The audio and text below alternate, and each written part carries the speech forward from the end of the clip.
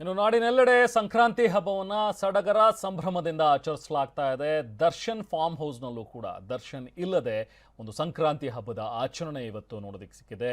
ಅವರ ಪತ್ನಿ ವಿಜಯಲಕ್ಷ್ಮಿ ಅವರು ಇವತ್ತು ಫಾರ್ಮ್ ಹೌಸ್ನಲ್ಲಿ ತುಂಬ ಸರಳವಾಗಿ ಸಂಕ್ರಾಂತಿಯನ್ನು ಆಚರಿಸಿದ್ದಾರೆ.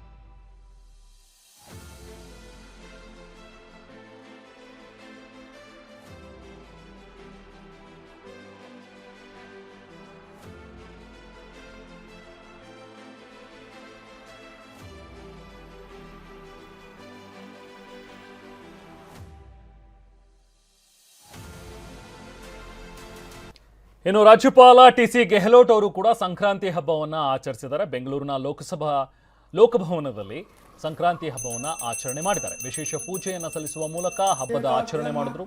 ಗೋಪೂಜೆ ಸಲ್ಲಿಸಿದ್ರು. ಥಾವರ್ ಚಂದ್ ಗೆಹ್ಲೋಟ್ ಅವರು ರಾಜ್ಯಪಾಲರು ಹಬ್ಬವನ್ನು ಆಚರಿಸಿದ್ದಾರೆ.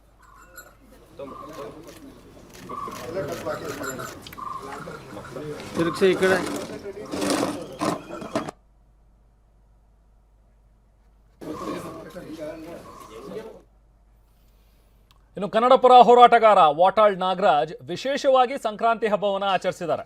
ಯಾವಾಗಲೂ ಕೂಡ ವಾಟಾಳ್ ನಾಗರಾಜ್ ಅಂತ ಹೇಳಿದ್ರೆ ಅಲ್ಲಿ ಒಂದು ವಿಶೇಷತೆ ಇದ್ದೇ ಇರುತ್ತೆ. ಅವರು ಯಾವುದೇ ಪ್ರತಿಭಟನೆ ಮಾಡಿದ್ರು ಕೂಡ ವಿಶೇಷವಾಗಿ ಮಾಡ್ತಾರೆ. ಇವತ್ತು ಹಬ್ಬದ ಆಚರಣೆಯಲ್ಲಿ ಅವರು ಗಮನ ಸೆಳೆದಿದ್ದಾರೆ. ನೋಡಿ, ಎತ್ತಿನ ಗಾಡಿ ಏರಿ ಸಂಕ್ರಾಂತಿ ಸಂಗೀತದ ಜೊತೆಗೆ ಬೆಂಗಳೂರು ರೌಂಡ್ಸ್ ಹಾಕಿದ್ದಾರೆ. ಸಾರ್ವಜನಿಕರಿಗೆ ಎಳ್ಳು ಬೆಲ್ಲ ಹಂಚಿ ಕಬ್ಬು ಕಡಲೆಕಾಯಿ ನೀಡಿ ಶುಭಾಶಯಗಳನ್ನ ಕೋರಿದ್ದಾರೆ.